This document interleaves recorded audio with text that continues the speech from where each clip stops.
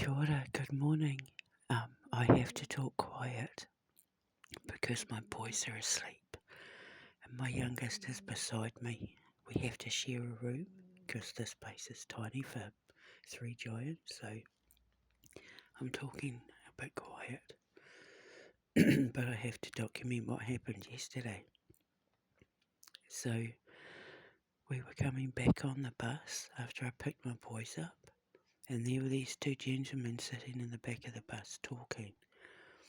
One was 85 and one was 80, and they were talking about how, like it's getting harder to do stuff the older they get, and blah blah blah. It was really quite sad. I got tears in my eyes. And the one who was 80 said, "I'm 80 years old, I like to travel." He said, "I'm always travelling." He said, "I like to go for walks." He said, "I just came back from Glasgow." He said, "I've served in the military all my life. Served in the army," I think he said, "all my life, most of my life."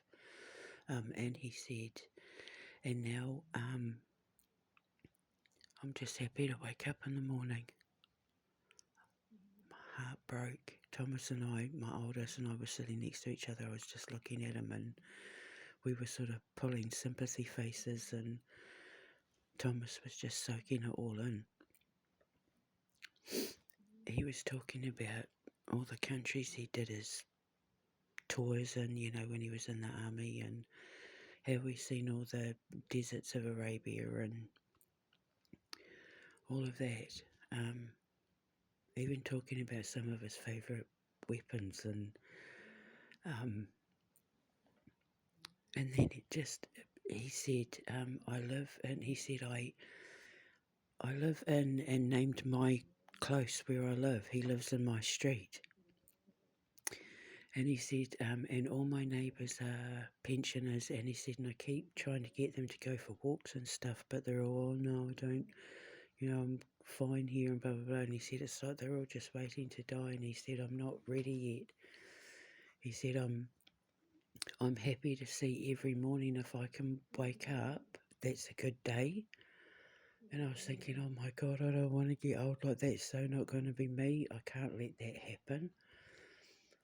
But then he turned around and said this, and my son and I just looked at each other with our mouths dropped wide open. And I said to Thomas, "Did you hear that?" And he goes, "I did." And I said, "That's a sign," and Thomas nodded. The man said, "I really miss listening to stories on the radio." He said, "I used to love listening to the whodunits and Sherlock Holmes and that on the radio." He said, "And I miss black and white movies. I used to love watching black and white movies." And I'm like, I said to Thomas, "That's what I'm writing. That's what we're doing." I said to Gabriel, the Quantum Menace sagas with us, our World War II stories and that, with the Quantum Menace when she's at the RAF Ashbourne and that, we wrote them for men just like him. And it's what he's wanting. I said, see a need, fill a need. Saturday night radio, I've written about this over and over and over again on X and Instagram. Saturday radio is going to be handed over to dads and granddads and uncles, and that, where all our radio stories are going to be like from World War II, or like wars and thrillers and actions and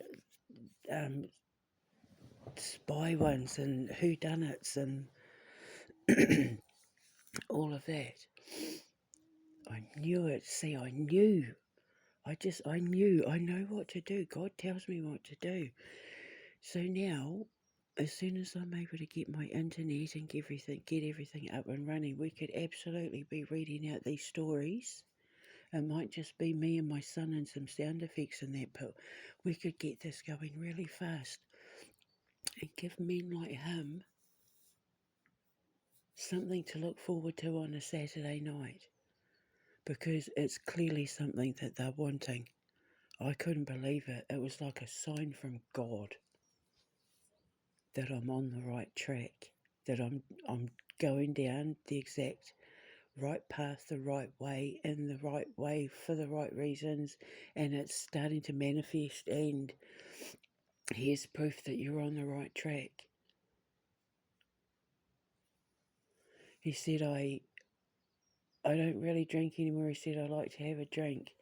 And what did I say? Like, and on my ex, and then I said, there'll be men that'll sit like with a whiskey or a beer and listen to my war stories. And my son and I have been writing one. Our first Quantum Menace sagas is based around World War II and using the Hindenburg as a distraction to sneak Germans in from behind.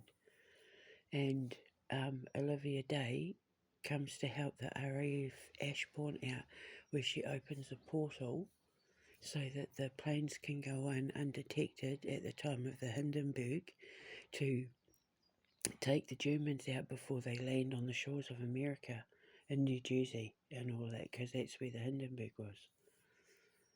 And yeah, so we've been writing this whole thing. I have to research spies, World War II spies. So it's absolute proof that we're headed down the right track. And I'm telling you now, he's the sort of man that's going to love my resort.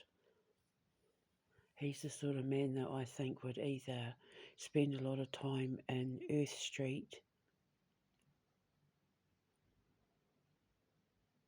or maybe the underworld, because that's where all the war and I can't say too much. The layout, it's where the westerns and all the war-related sets and that will be situated in our movie studio.